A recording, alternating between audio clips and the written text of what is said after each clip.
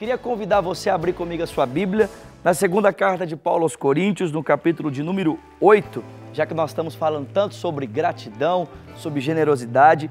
Olha o que a palavra do Senhor nos ensina aqui. Segunda carta de Paulo aos Coríntios, capítulo de número 8, a partir do versículo de número 1. A Bíblia diz assim: Agora, irmãos, queremos que vocês tomem o conhecimento da graça que Deus concedeu às igrejas da Macedônia, que no meio da mais severa tribulação, a grande alegria deles e a extrema pobreza deles transbordaram em rica generosidade, pois dou testemunho de que eles deram tudo quanto podiam e até além do que podiam.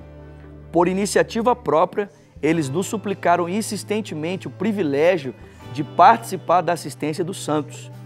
E não somente fizeram o que esperávamos, mas entregaram-se primeiramente a si mesmos ao Senhor e depois a nós, pela vontade de Deus. Então Paulo está escrevendo um pouco da maneira como essa igreja reagiu quando ficou sabendo que Paulo passava por uma necessidade.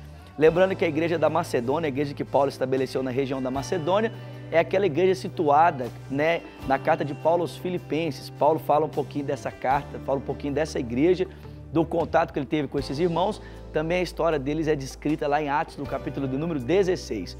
Mas o texto bíblico diz que quando esses irmãos ficaram sabendo que Paulo estava em Corinto, na região de Atenas, pregando o evangelho e padecendo ali necessidade, precisando de sustento para o seu ministério, o texto bíblico diz que mesmo em extrema pobreza, a generosidade desses irmãos, ela transbordou, de tal maneira que eles deram aquilo que possuíam e deram mais até do que possuíam. O texto bíblico diz que eles deram até mesmo desejaram dar a si mesmos para que Paulo pudesse ser suprido no ministério dele.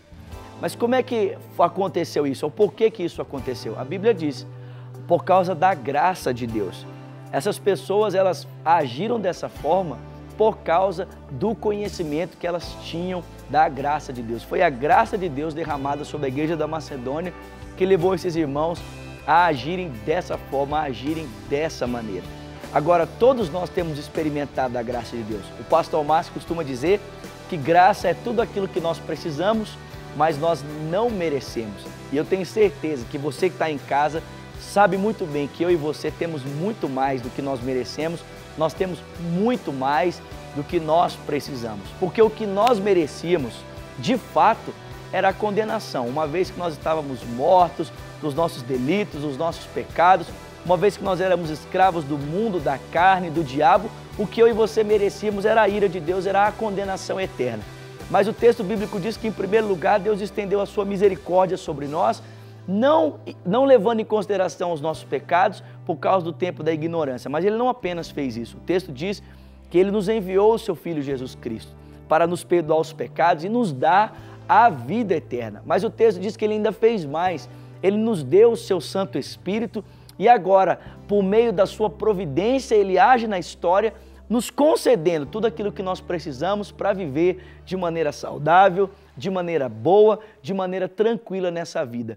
Deus não está apenas preocupado com o aspecto espiritual, o aspecto abstrato da nossa vida, mas Ele também se preocupa com o aspecto concreto. Ele tem nos dado alimento, tem nos dado roupa para vestir, tem nos dado condição de pagarmos as nossas contas. O pastor André costuma dizer que não é pecado ter as suas contas pagas, e isso tudo nós temos, porque Deus tem cuidado de nós. Isso é demonstração da sua graça, é demonstração da sua benevolência.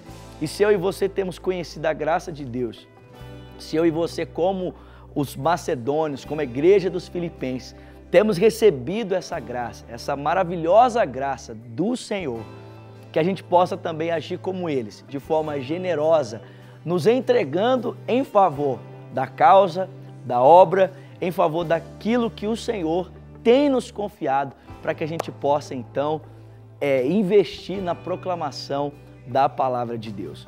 Então que o seu coração possa estar cheio dessa generosidade que advém do conhecimento da graça que Deus tem nos concedido para a honra e para a glória do seu nome, tá bom?